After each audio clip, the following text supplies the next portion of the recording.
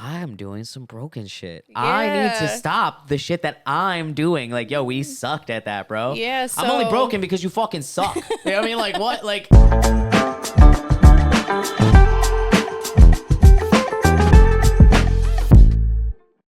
What up, everybody? You are back in tune with another episode of In the Fields podcast. It is your We're host, back. Johnny, with my beautiful, lovely, amazing wife, Lisa. Hi, and yeah, man, we guys. are back. And as you guys can see, we decided not to be lazy today. Even though the Couch Chronicles are fun and they're great They're comfy. to keep providing you guys the great content that you guys support so much. I wanted to do the set tonight. Yeah, man, we wanted to get the setup today. Especially I got out of work early today, so... It's good. But yeah, man, happy Wednesday to all the feelers who are tuned in. Good morning, good afternoon, good evening. All the things. All the goods. And yeah, man, on today's episode, we are going to really be exploring the idea of defensiveness and, you know, how just how that can look different for everybody. And I feel we all know. experience it.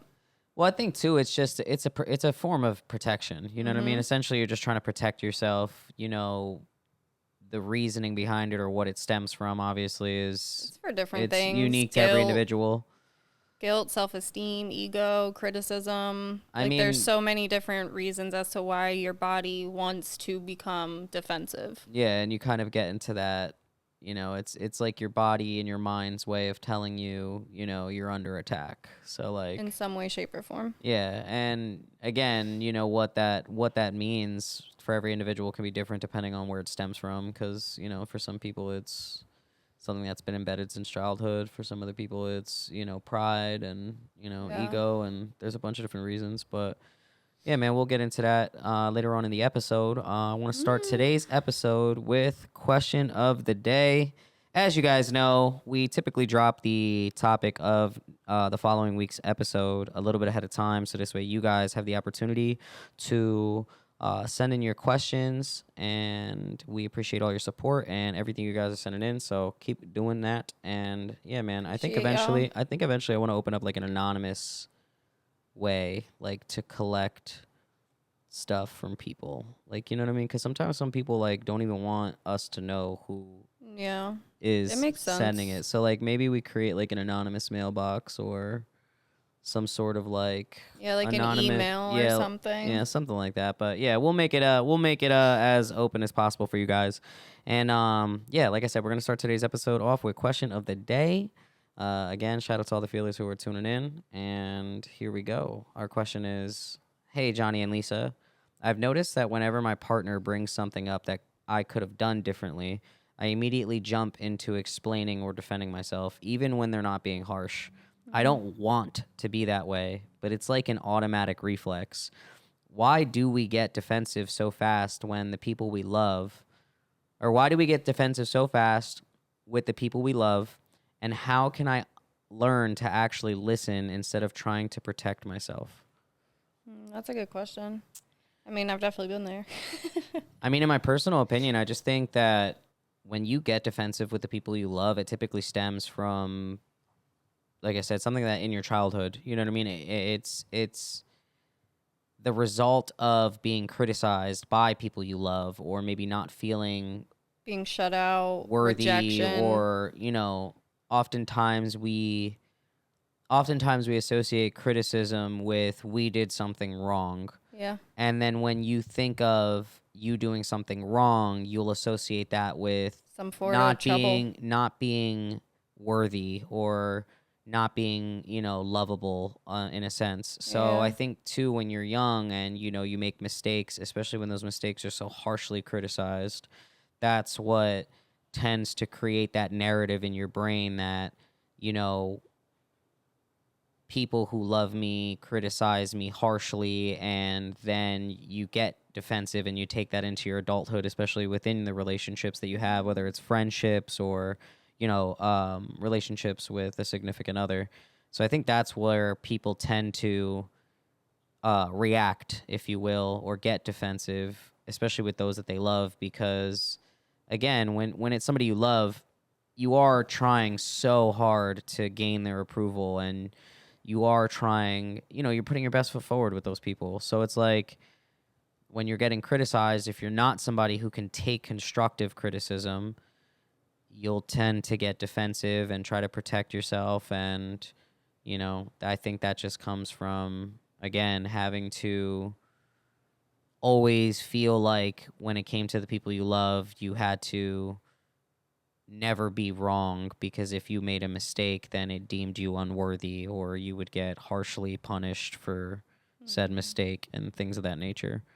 But yeah, I think the best advice would be, when you feel yourself getting to that point of defensiveness, you really have to just ask yourself, is this something I need to be protecting myself from? Because oftentimes the people we love, especially, in healthy relationships, those people are often offering criticism or offering some type of constructive advice, in a way to help you be a better version, not only of yourself, but also within the relationship. Oftentimes when you tell me there's something that I can do different when either approaching you, or, when we communicate or problem solve, it's a matter of me attempting to apply that to the next bridge we cross, so this way we can cross it more smoothly. Yeah. So, and I know you don't tell me those things because you're trying to tell me I'm wrong. You tell me those things because even though we handled whatever said situation, it's really just like an optimistic suggestion of how we could handle it better next time. Because at the end Yeah. of the day, when we're in a relationship, our goal is to try to be better, whether it's for each other or for ourselves or for our kids, so on and so forth. So Yeah, because a lot of the time, like how you're handling certain situation, a lot of it is learned behavior throughout time, and a lot of the time, unfortunately, we're just not aware because we're just so used to handling things a certain way, and it isn't until somebody gives us that feedback, like, "Hey, maybe next time you could try doing this instead of this," or trying to call you out for those things or bring it to your attention or whatever the case may be, for you to be like, oh, you know what, you're right. Maybe I didn't have to respond like that. I'm so sorry. Like being able to hold yourself accountable and discuss those things without taking it so defensively, because, like you said, it's not an attack.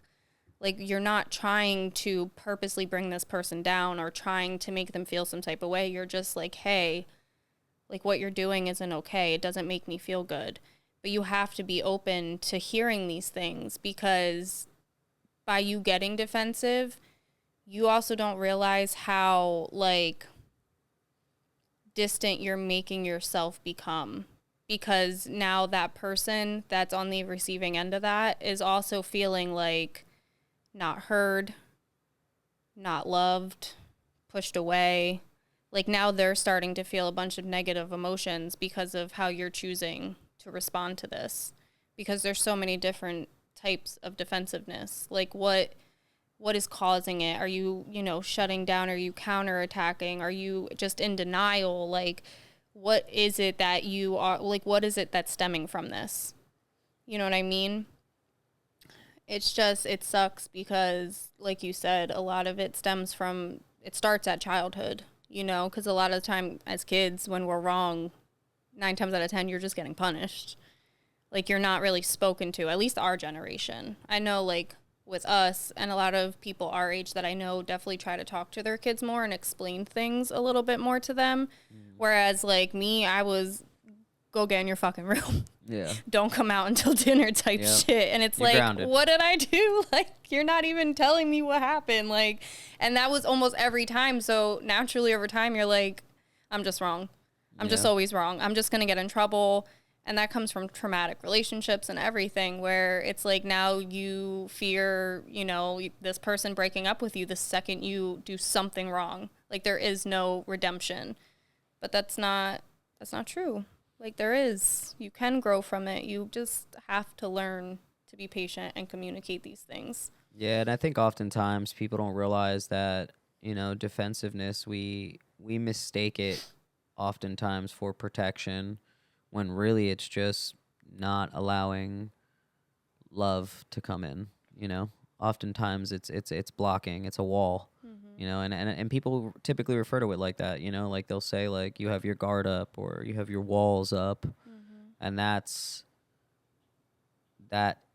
is how you keep things out. Yeah. So how can you expect to grow from within if you're blocking everything out? And I mean, constructive criticism is only constructive if you're applying What you learn, what those you're blueprints, learning. you know, Yeah. like if you're willing to rebuild and grow, then the criticism can be constructive. But for as long as you are defensive, the criticism can't help you. It'll always feel like an attack. I definitely feel like criticism is important. That's the only way we learn.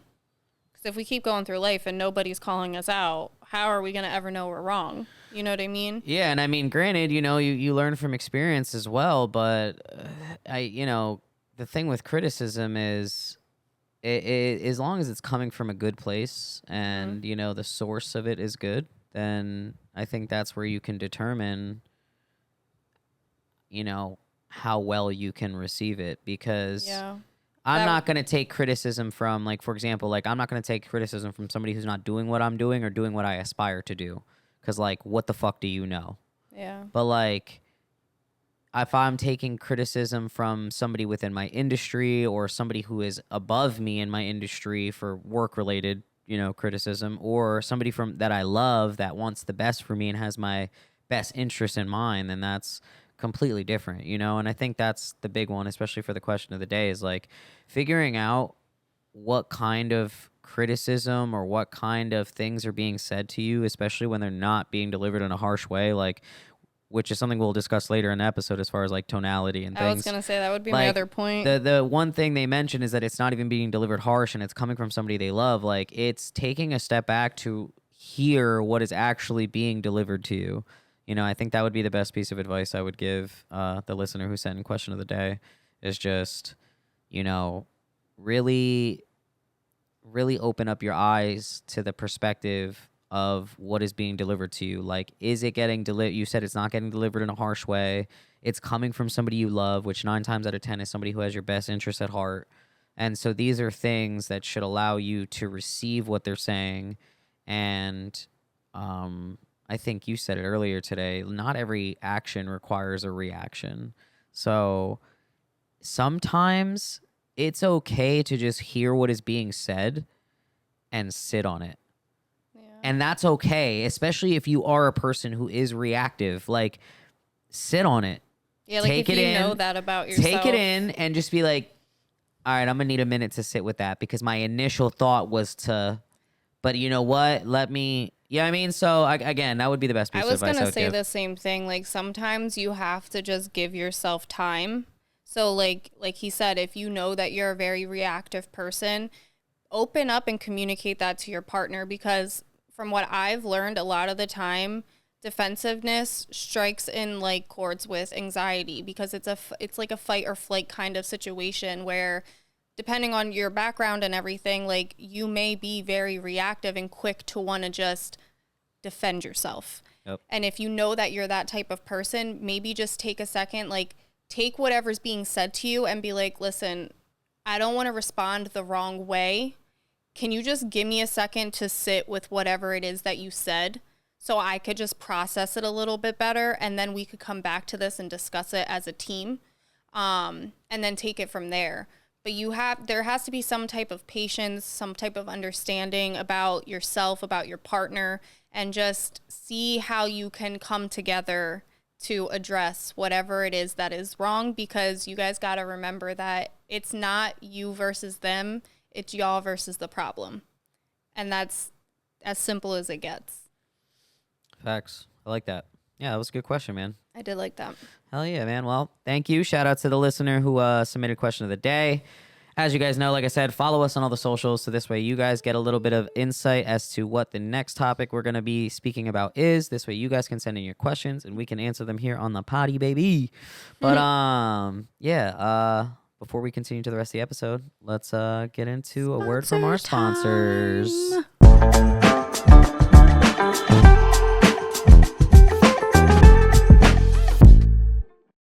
OuLa-Lade, the best lemonade, not only in the 610, not only in the Lehigh Valley, not only AB, not only in Pennsylvania, but the entire world and galaxy. Yes, guys, OuLa-Lade, all natural, made with love, fresh squeezed. The best. The best. I am looking forward to the menu revision that they have coming up. Yes, because they were doing then we can fully revisions. stock. Until then, guys, make sure you reach out to them on Instagram at OuLa_Lade. Once again, that's at OuLa_Lade. Tell them Johnny and Lisa sent you, so this way you guys can also experience the world's best lemonade. I'm not saying that's a fact, but you guys have heard it here first, and you guys will only believe it when you try it. And I promise you, when you try it, you'll know it's the real deal. You won't be disappointed. So again, guys, OuLa-Lade, the best and most amazing drink sponsor of In the Fields podcast. We appreciate you guys. And yeah, man, back to our episode.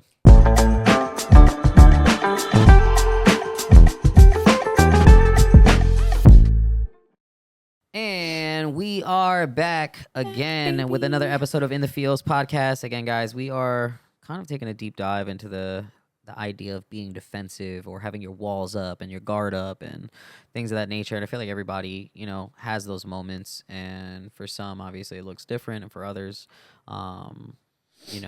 it can be similar as well. I know oftentimes,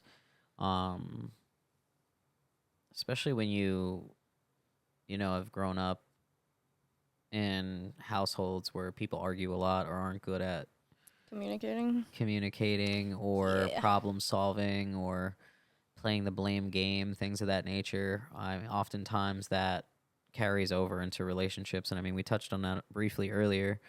But yeah, man, I just think that when it comes to being defensive, there's just a big difference between being defensive and obviously standing up for yourself, because those are sometimes it's necessary. Sometimes we don't understand the difference. And I think with being defensive, you're protecting yourself from possible growth, you know what I mean? Or improvement on behavior. And oftentimes we, are defensive because, we're trying to protect our pride or our ego, versus like standing up for yourself, I think, is when you're choosing to protect what you believe is morally right, So it's like when something is morally right and you're standing up for that, you're like standing on business, you know what I mean? Like, I'll die on this hill type of shit, versus like when you're being defensive, it's like oftentimes I feel like with being defensive, we're protecting unhealthy habits or we're protecting unhealthy behavior instead of communicating effectively.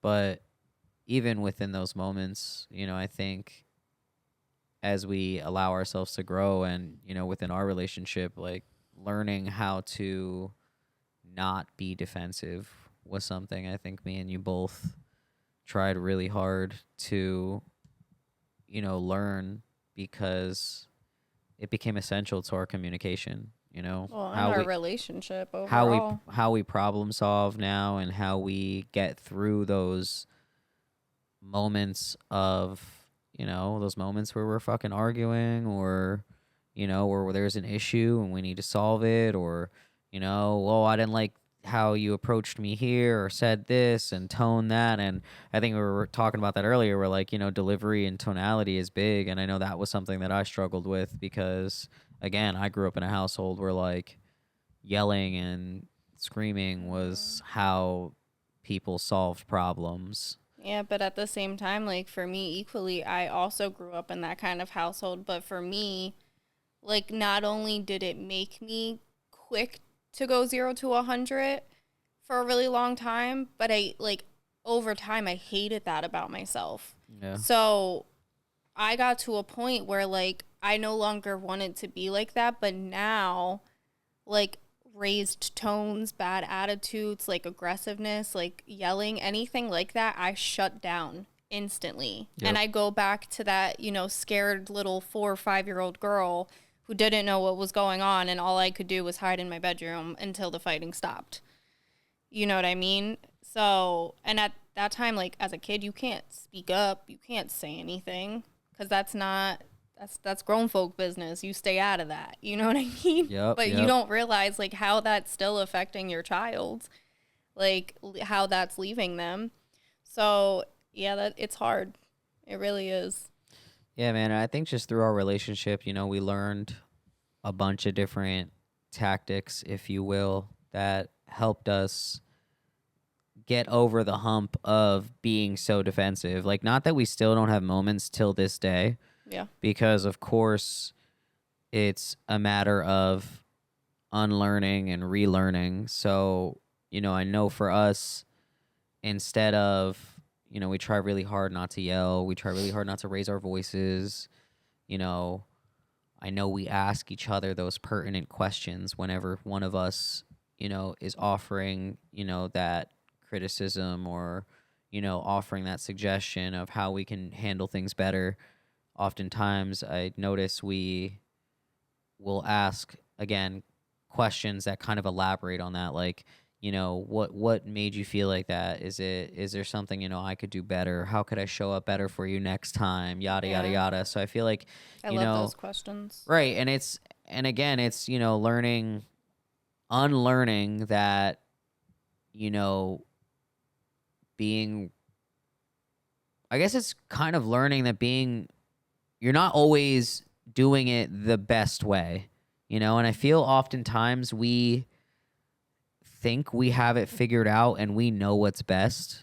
Well, everybody needs something different too. That's why like one of my favorite questions is like, how can I love you better today? Is Yeah. there anything I can do differently for you today? Yeah. Or like things along those lines because what might work for you definitely didn't work for my exes. You know what I mean? So it's like everybody's different. You have to be able to like be willing to have those conversations because it's not like somebody's trying to pick you apart or like, you know, it doesn't have to be a negative thing. It's getting to better know your partner, especially long-term relationships because everybody changes and we've talked about that so many times like throughout the years we all change. We change jobs, we change careers, we change what we want to do. Like we look at life differently. Like there's so many things about us that change. So it's not like uncommon or not normal for you to want to keep up with that with your partner throughout time. Like, hey, is there anything different you need me to do now? Like, is there any way I could like cater to you better or help you in this, whatever the case is. But again, it boils down to communication too and being willing to be heard and understood and listen.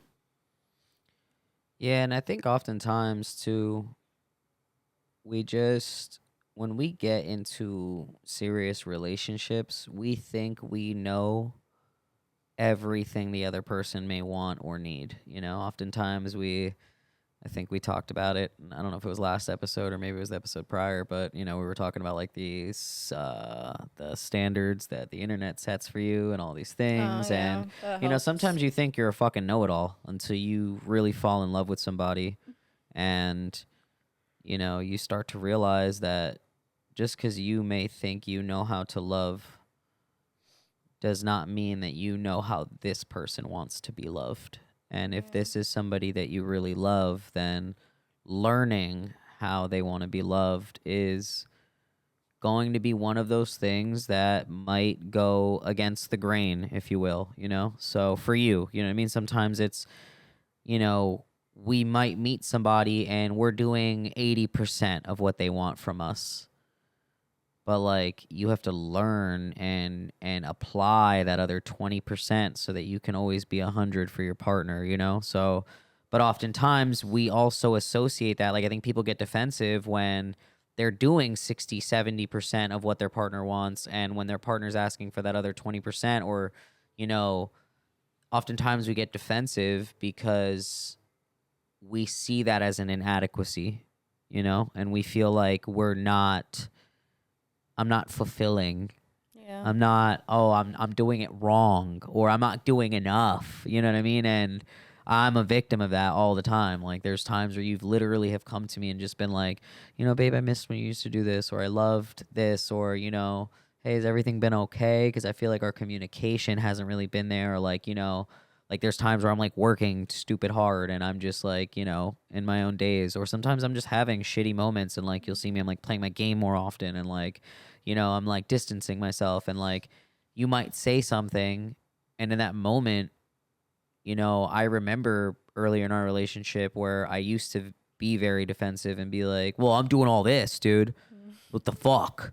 I remember. Versus now seeing it as like, hey, this part of our relationship is slipping. It would be nice to, for us to tend to that part of our relationship. Yeah. Instead of seeing it as an attack or seeing it as an inadequacy where I wasn't coming through, it was more of like a reminder of, hey, let's get back to this beautiful place, like where, everything is clicking for us. Like, obviously, there's going to be moments where it's not. And I think we've done pretty well with communicating that, when we're having long days, long weeks, long times. There's times where we've literally have been like, yo, bro, I don't know what's wrong with me. I thank you for your patience. And I know I've been distant and da da da da da. Like, there's times where you've just randomly apologized to me. Like, after a long day of work, you've come home not wanting to do shit. And I'm like, it's okay. I'll cook dinner. And you'll just like curl in bed or take a nap. And, you've come to me and been like, I'm just so sorry. Like, I was distant today. Like, and granted, I don't never, again, we're at that point in our relationship where like we're not penalizing each other for that shit. I was going to say again, I think a communication again is such a big deal because we are at a place now where we're able to communicate these things and there's way less opportunity for either of us to even get defensive because we are so open about where we are on a day-to-day basis that like, hey, I can't really show up today. Yep. I'm sorry, but mentally I'm not here. I'm very drained. I just need a day. Hell yeah. And again, like, you just have to be willing to have those tough conversations, even if it makes you feel uncomfortable admitting that, like, I'm not okay today. Yep. You have to be willing to do these things.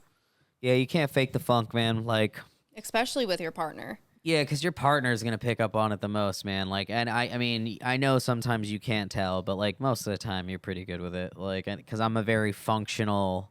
Yeah, you are. I am such a functional depressed person. It's so like we are complete opposites in that aspect. Like you wear your heart on your sleeve in that respect. Yeah. Where you're like I'm not okay. You're like I'm about this close to crashing out at work. I'm about to leave. And then I'm gonna come home and take a nap. And then I'm like the dog. Everything's fine. I'm like the dog in the fire. The dog in the fire gif who's drinking his coffee. I'm going to put it right here. But like, he's just, it's fine. This is fine. This is fine. Nothing's wrong at all. Wrong? What? Pfft. 3 lefts, baby. Everything is right. You know what I mean? So like, good. so, it's so funny that like, we're different in that regard. But again, even you can tell, like, even on the days where I'm trying to, I'm keeping my best. I just really know you. That's the thing. Yeah, nah, you can tell I'm not my bubbly, because that's what you'll say. You're like, where's my bubbly husband? You know what I mean? Like, because I'm usually like talkative. You're like extra goofy when you're like, okay. Yeah, when I'm like good, like that's when I'm like, I don't even know what to do with myself. My ADHD starts kicking, dude. Yeah. Like when you're like very just calm and just like me, like just going about your day, I'm like, something happens today? Yeah, you like, thinking you about okay? too much over there. What you thinking about? But yeah, man, I just again, I think that the defensiveness, it's it's just as rooted within trying to protect your ego, your pride, or you're worried about being wrong, or you associate again, you're associating this criticism or this desire to or this other person's desire to give you constructive criticism. You're associating that with like just some sort of inadequacy, and you feel like I've got to defend myself. I've got to I know who I am. Like, you're not going to tell me otherwise. And I feel like people block love with that shit, man. Yeah, I Often. think it's important to evaluate the situation too, because like just fake scenario, like if you were to do something that upset me and I called you out for it, but I'm like ignoring the fact that like I did something prior to that like pushed you into your decision making and like you ended up doing something in return. I'm just like completely ignoring like what I started technically. Yeah. You know what I mean? And I'm just focusing all the blame on you and getting defensive. Well, it wasn't me, even though you're trying to tell me and explain to me like what I did. But if I'm so quick to be like, no, no, no, no, no, this isn't about me. We're focusing on what you did. Like, that's not okay. Like, you have to be willing to be open to the whole entire situation. And it's also, it can't be a tit for tat. Like I said, not every action needs a reaction. Just because you did something doesn't mean I need to one up you and do something back or put you down more or make you feel like shit just because I don't want to acknowledge whatever it is that I did or how I played a part. But then it boils down like, again, like it's not me versus you. It's always going to be us versus the problem. Like what actually is going wrong right now and how can we fix it? How can we talk about this? Yeah. Like, do you need a minute? Like, can we sit down later? Like, what do we need to do to figure out this situation? Yeah, and again, like I want to pick up right off where you said, is viewing the situation as a whole. Oftentimes it is back and forth. You know what I mean? You're sending it my way, I'm sending it your way. So Now we both defensive. it's yeah, it's a matter of oftentimes like in those situations we're constantly switching roles. Like you'll say something to me and then I get on the defensive and then I'm saying something back to you and now you're getting on the defensive instead of us like trying to again figure it out the best way that we can and ensure that we're doing it in the best manner. Am I using a good tone when I speak to you? Do I sound angry? Am I coming off condescending? Like these are all the questions, Are we blame shifting? yeah, like are we holding ourselves accountable in this situation? And again, are we conducting ourselves in a manner that is also receptive? So I think people fail to realize that oftentimes too, that people get defensive because shit just be delivered wrong. So it's like, if you don't come correct, then I feel like I need to protect myself, Yeah, especially in those moments. you're speaking down to me or you're condescending or getting you know what I mean? loud, You're getting loud and aggressive. rah-rah. And yeah, like, so. Like I don't do well with that. Right. No, I hear you 100%. I know. A lot of people don't do well with that. This is why I've literally have learned to, when you say things to me, like there's literally times where you'll say something to me and I'll be like, I'm gonna walk away before I say some dumb shit. Yeah. Because I've even learned how to do that now. Because I feel, again, I'm still unlearning these unhealthy habits of going from 0 to 100 and hearing something. And it's like when it hits my ears, the way that my brain converts what the fuck you said, that's the part that I'm unlearning. Like, because again, oftentimes, like, we hear shit from people and our brain is like, so what you're trying to tell me is, and, right? You know what I'm saying? Like we'll hear some shit like what you'll say versus what we hear is two totally different things because of the defensiveness. Like, you'll be like, baby, next time I think, you can handle it this way. And in my brain will be like, beep, beep, boop, boop, boop. Nigga, you fucking suck. You know what I mean? Like, or like, yo, bro, you are doing it the dumbest way ever. You use a dumbass. Like, I don't know why my brain does that, but then immediately it triggers the fight or flight thing. You know what I'm saying? Yeah. And it's like, it triggers the defensiveness. And again, it's programming my brain to not hear the criticism and hear it as condescending or hear it as inadequacy, but hearing it in a way where wow, I have somebody who's giving me the advice to be better. That's so dope. Because again, this is a bridge we're most likely going to cross again because we're in a relationship. We're going to argue. We're going to have disagreements. We're going to have moments of, you know, problems that we're going to have to solve. And Well, and it's most I'm not common. always going to be perfect. You're not always going to be perfect. Yeah. We are literally going to let each other down at some point again. So hearing that constructive criticism is It's setting key. up your future self. It's You know what I mean? It's key. setting up our future relationship. Yeah, and I think too a really big thing is just also being understanding to people's intentions.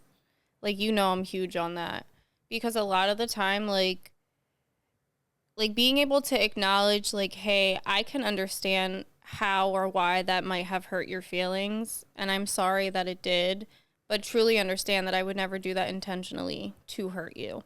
You know what I mean? Because there are people that intentionally do horrible things to people. Yeah. And a lot of the time, they're not remorseful. They don't care to apologize or take accountability or ownership or whatever the case is. But when you're truly capable of taking accountability and being like, you know what, I was wrong. I shouldn't have done that. I'm truly sorry. Those weren't my intentions to, it turn into this. Like, that's not what I thought would happen. But again, when you're able to communicate that, 9 times out of 10, your partner should be willing to be like, no, baby, I understand it's not your intentions. Look, I forgive you, but hey, maybe next time, this is how we should address this, or this is how things should happen. Oftentimes, that's how we end any of our, disagreements or, situations where we have to resolve an issue And that works really well for us. And again, it's not a one size fits all for everybody, but No. I think again, based on my experience, when you're dealing with somebody you love, essentially, it's coming from a good place. Like you said, intention is really big. So when you understand someone's intention prior to them doing anything, it makes it much easier to be receptive because I know you're not doing it to hurt me. I know you're not saying this to tell me I suck. Yeah. I know you're not saying this to make me feel lesser than, because oftentimes, again, we associate criticism and, suggestions and things of that nature. We associate that with some form of inadequacy or we're not doing it right. Mm-hmm. So so what you're saying is I'm doing it wrong. Yeah. You know what I mean? And then But that's where we get it's good to defensive. learn that just in general, because like even in work, like my job's really big on like if one person does something wrong, we all get called out, and then it gets confusing because it's like, I know I didn't do that, so like why are you telling me this? Yeah, but I think in a team environment too, you are as strong as your weakest link.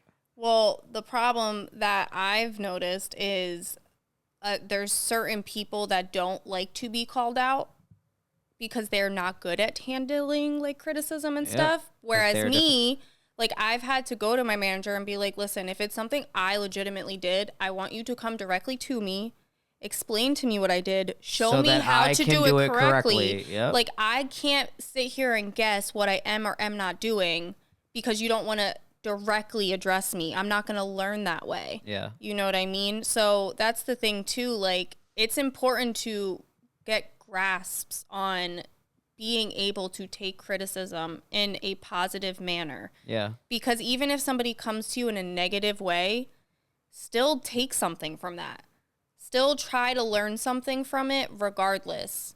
You know what I mean? And again, somebody's delivery too is it's hard to be receptive of that, but if somebody's coming to you with some form of criticism, like how you react to it is the only thing you can control. You know what I mean? I think that's the most important piece though. Oftentimes too, it's like we don't know what that person's going through. I know we've said this multiple times is, being empathetic and, again, trying to pick what you can from we can't control what others, they're bringing to you. But what you can control how you respond and how you react, and that's the most important thing.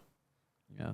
Or even trying to correct the behavior in the moment. Hey, well, was everything okay? Like the way you seem. Did I do something? Did I do something? It's the way you're speaking right now. You seem very aggravated, dude. Like, mm-hmm. I just want to make sure we're good. You know what I mean? Like, again, it's a matter of being aware. Yeah, it's a matter of not only being aware, but using those moments of communication for or I guess to create, a positive environment. It's up to us, we're the only people here that we can control what we can control, and again, we can express empathy and understanding to those who approach us. And when you understand somebody's intent, and again, from people you love, it's A little easier, it's deeper. easier to be receptive. And I think in a team environment as well, like what you were saying at work, like we should be able to address each other. Again, we all are representing the same brand, we're Yeah. representing the same team.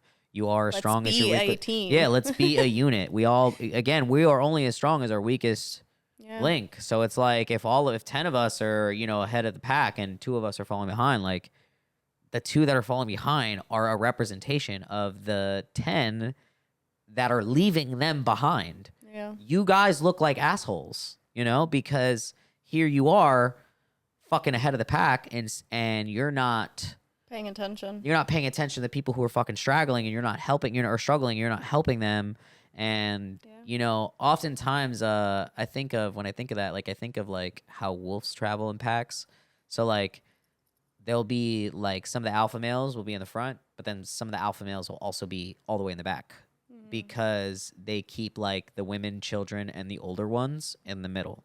So Yeah. this way they can Protect all protect them, sides. but also keep them on pace. Yeah. Make sure none of them fall behind and shit like that. Yeah. Yeah, man, that was pretty dope. You want to get into question time? Jeez. You guys already know what it is. To the feelers that are tuned in, it is question time, where me and my wonderful wife, we ask each other some engaging questions in regards to the topic. And again, today's topic is defensiveness, putting the walls up, guarding yourself. And go ahead, baby. I will let you take it away. Hit me with it. All right. So, for my first question, what does it truly look like to take ownership? Is it just admitting fault, or is it also showing a commitment to changing the behavior in the future?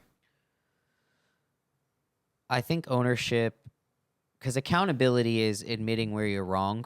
Yes. But I think when you take ownership of something, it's the next step beyond accountability. It's going, the accountability is, hey, I know I made that mess. I made the mess. That was me. But then the ownership is, what are you going to do about it, though? So when you make the mess, you admitting that you made the mess is the part of holding yourself accountable. But I think the ownership of it is what then means, okay, that's my mess. Now I have to put a plan together on how to clean up said mess or how to correct said behavior. So I think ownership is just the next step after accountability. It's not only identifying the problem and admitting to where you're wrong, but then again implementing a plan of correction. How am I going to avoid this next time? How am I going to grow from this? And I think that's what comes with ownership of, the negative behavior or whatever the case is, the mess in this case. Yeah. I like that. Hell yeah, man. I like that question. That was cool. All right, here we go. This is what I got for you. All right, so how has learning to manage your defensiveness changed the way you love? Significantly. Definitely deeper. Because I was somebody who always was quick to be defensive. And I believe a lot of that stemmed not solely based on my childhood. That kind of set the tone. But I think with my, traumatic relationships that I've been in, I think that's what really shaped it for me, because it was more of like a guilty conscience on their side because of the things that they would do, and I was never allowed to call them out. Like, I was shut down immediately because God forbid they be wrong in any way, shape, or form of what they did. But a lot of the time, because of their poor actions, I would get accused a lot. And no matter how much I was able to prove my innocence of what I was doing, it wasn't enough. So then it got to a point where, like, it was like an scapegoat for them to be like, okay, well, I'm going to go do what I want because of X, Y, and Z, and leave me stuck behind alone, afraid of constantly being left for somebody else just for you to come back when that doesn't work out or whatever the case is. So like a lot of the time early on in our relationship, I was like on high alert constantly. Like I did have a lot of anxiety to a lot of situations where everything almost made me feel uncomfortable. So a lot of the time when I would bring something to you, because in those early on days, like you also weren't good at communicating. So a lot of the I time sucked. we would do that back and forth thing where it would be like, but you this and but you that and you this and you Ton of you that. statements. And Ton of you statements. that was like the worst part about it because I couldn't unlearn how to you and not focus on anything that like I'm actually doing or what I actually need in that moment because I still didn't. The shit that I can control. I didn't even really know how to communicate at that time. Yeah, we were just like two broken people at the time, like when we first got together. horrible. We were two broken people being like, yo, you be doing some broken shit. And we're like, yeah, well, you be doing some broken shit. Instead of being like, I'm doing some broken shit. I need to stop the shit that I'm doing. Like, yo, we sucked at that, bro. Yeah, I'm only broken because you fucking suck. You know what I mean? Like, what? Like, it shit is so crazy. And again, that's just fucking, stemming from being with people who, didn't want to see didn't want to push us to be better versions of ourselves. Yeah, and it's like, it wasn't until I just like woke up one day and I was just like, I can't do this anymore. Like, I know I don't want to lose my relationship. I love the person that I'm with, but I also never focus on myself. Like, what the fuck is wrong with me? Yep. What do I need to actually work on? And then going through school and this healing journey and like looking into all these self-help books and like really applying myself to wanting to be better. Was it that I really, like now, early on, anytime we would fight, you were not allowed to leave that room. We were not leaving each other's sight until this was situated. Now, anything get even a little bit heated, I'm like, I need to walk away. Like, yeah, I actually enjoy that we choose space in those moments where the emotion, where we're about to emotionally erupt. I'm glad that we choose to take space, and that's one of the healthy decisions that we made. Yeah, like I need to step away now. I need to process a little bit about what exactly is being said, what is happening before I could even address this, because if not, I will get very defensive. Yep. I will shut everything down and be like, fuck that. And I don't want to be like that. So I think because of the healthy habits that I've learned, I've decreased the amount of defensiveness that I, feel and express. And it's definitely helped my relationship in a significant manner. Oh, yeah, I like that, man. Love that. Thanks. Hey, what you got for me? Okay. So, second question. Go. If you could pause a conflict and describe the dynamic to a neutral observer, what role would you be playing and what would the other person be trying to communicate that you are missing? Can you reiterate that question to me one more time? All right. So if there's a conflict happening, all right, and then you could pause it, like you could just press pause. Okay. And you're describing the dynamic of said conflict to like an outside party who's just neutral, who's not in it. All right. As you're describing it to that person, what role would you be playing from the two in the conflict? And what would that neutral party be playing? Trying to communicate that you are like, what would the other person be trying to communicate to you basically of what you're missing? So I'm in a conflict with somebody and there's a neutral party and I'm pausing this conflict so I can explain to them the issue here. Yes. Is what you're saying? Okay. Basically. I mean, if I had to pause any conflict, I would most likely, I would pause any of our recent ones because, again, the way we communicate now is just so much different than how we used to communicate. And I would use the recent conflicts just because, A, they're not explosive anymore. So it's not something super destructive or, super that gets super out of hand. I think we handle things pretty well. And I can't think of one specific off the top of my head that I would pause, but I would pause it to tell the neutral party, like, I would use it as a learning moment, like, not only to say, like, hey, like, 9 times out of 10, it's, I'm not picking up on, a certain way that I'm speaking or something like that. And I know it like hurts your feelings when I have a certain tone or if I raise my voice too much. So like that probably would most likely be what I'd be explaining, but it would be something along the lines of like, you could see here that like they're trying all these different tactics of trying to like, communicate in a healthy way and, trying to take moments where they pause and really try to understand each other. You can see that they're asking each other more questions that instead of exploding or becoming defensive. So I would really use it more as a teachable moment to like a neutral party. And again, it's bias, obviously. Like if I'm explaining to them, like it'd be different if like I could pause somebody else's situation that we watched together and kind of like break it down.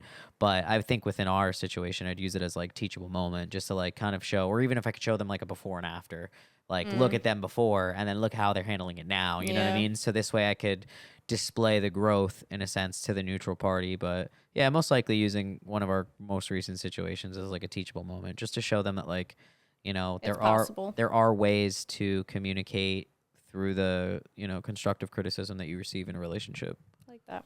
Oh yeah, man. All right, let me see what I got for you. This is the last one. No, this is my second one actually. Okay. And then two, and then one more. One more each. Yep. Okay. All right. So what do you think defensiveness is really trying to protect? Your heart, your ego, or something else? I think it's a combination of a few things. Like definitely your heart and your ego. Because I think overall it's just our natural way of, feeling like you're in a situation where, like, not only are you wrong, but, like, you're just trying to defend who you are as a person. Because a lot of the time I think that, as humans, we don't want to look at ourselves in negative light because it makes things harder. Because a lot of the time we have difficulties processing the things that are wrong about us because we don't want to see that.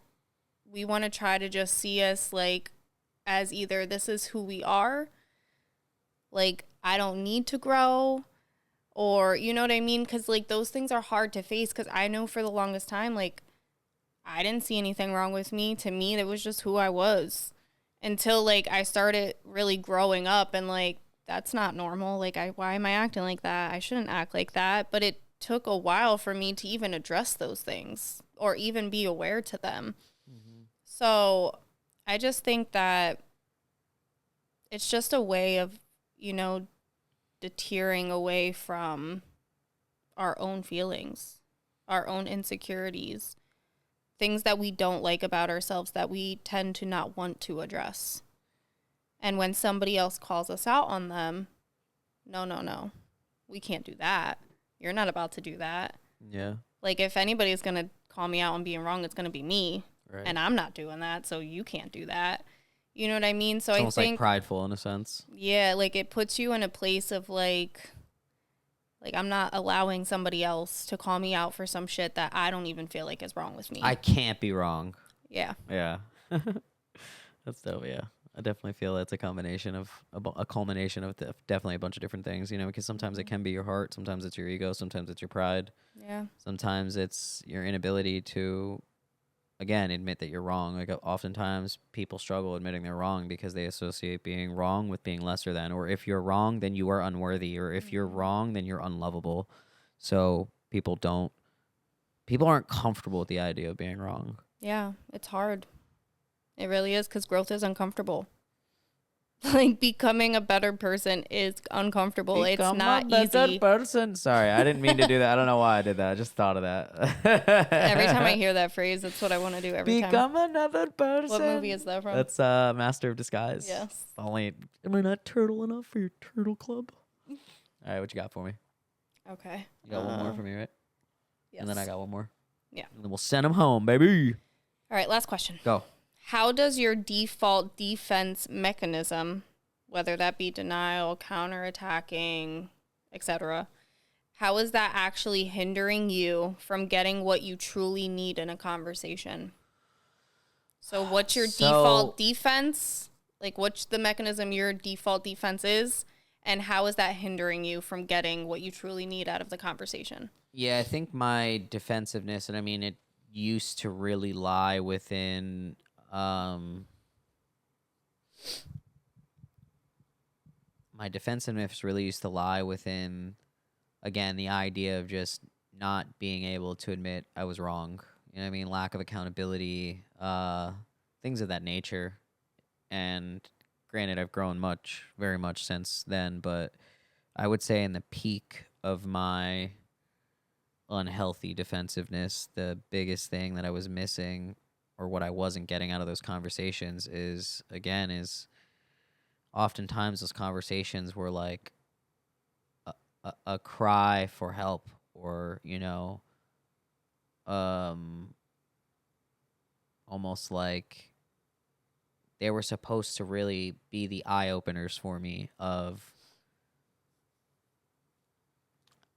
I guess the way that what I really was missing is like the conversations where I became the most defensive were the conversations that the people who were speaking to me oftentimes are just holding up a mirror.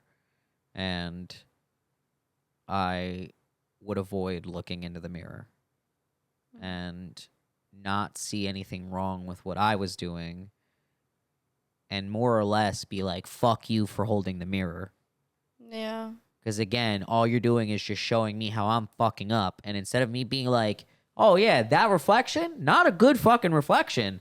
Instead of being like, fuck you for holding the mirror. I don't want to fucking see that shit. Don't be fucking talking to me about what the fuck I'm doing. You know what I mean? Yeah. Like, again, it's like avoidance, if you will. It's like a sense of avoidance, or it's like a form of avoidance where it's like, instead of looking at the reflection and wanting to correct the behavior, I was getting upset at the idea that you were holding up the mirror to me. And I think oftentimes in relationships, especially the one that you truly love, like the woman you really love is going to be the one that holds the mirror up for you. You know, it's the one that shows you, you know, I don't care how rah-rah you get. I don't care how upset you get. Look at yourself. Look at you. Yeah. Is that the man you want to be?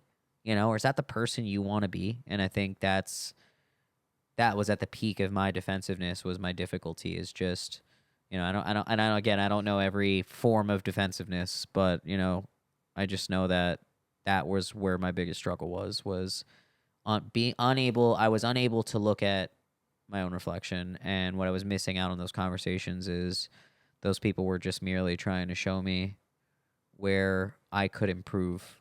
And instead of looking at it as a way to improve, I was looking at it as you telling me I'm inadequate in some way, shape, or form. Yeah. And thus resulting in defensiveness and being like, nah, you're not going to tell me about myself, you know? Mm-hmm. So, yeah. I like that. Hell yeah, man. All right, I got one more for you, baby. Do it. All right, so when you catch yourself getting defensive now, what's the thought or feeling that usually comes up first?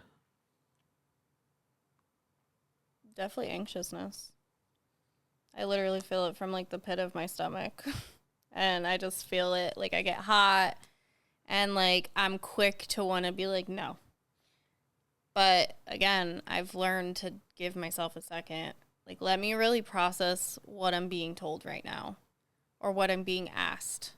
You know what I mean? Like, I owe it to myself within my growth to allow this other person to be heard, give myself the chance to understand what's being said, to be able to respond appropriately. So for me, it's just like, there's times I still definitely get defensive where maybe it's something that I haven't really touched on yet, I haven't gotten to yet, but then I really take that as a teachable moment where I might catch myself responding in a defensive way, but then I'm able to like reel it back in and be like, you know what, like, you know, maybe you're right. Maybe I didn't handle that the way that I probably should have.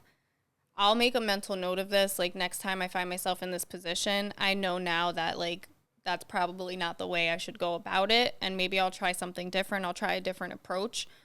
But I'm way better at taking things in a more, optimistic way and take it more of like a learning experience instead of just being so quick to shut it down to try to protect myself. Because I know now that I'm not going to grow without that type of criticism, getting that type of feedback, being able to understand it. And I'm a really good judge of character now of like being able to differentiate. I can't say that word to save my life. Differentiate that between like when it's coming from a very like you're so adorable. Thanks. When it's coming from a very negative, like not a good place versus somebody who actually gives a shit and wants to see me do better, like I can tell the difference now.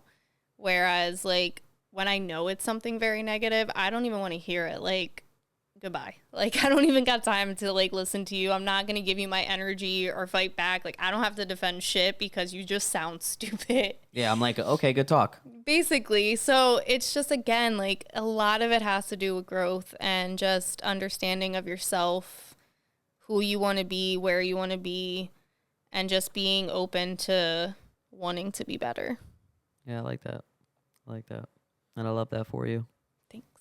Oh, yeah, baby.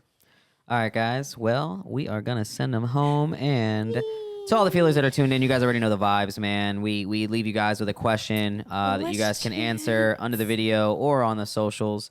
Again, let's see what we got here. So the question we want to leave you guys with is, what would change in your relationships if you felt safe enough to listen before defending yourself? Ooh, I like that. Yeah, man. So make sure you guys answer it below if you guys are watching this on YouTube or if you see us on your socials, because, again, you never know when the why in your story is silent and it becomes our story. And, yeah, man, until next time, guys, keep feeling. Keep sharing. And keep it real within the feels, baby. Woo, woo.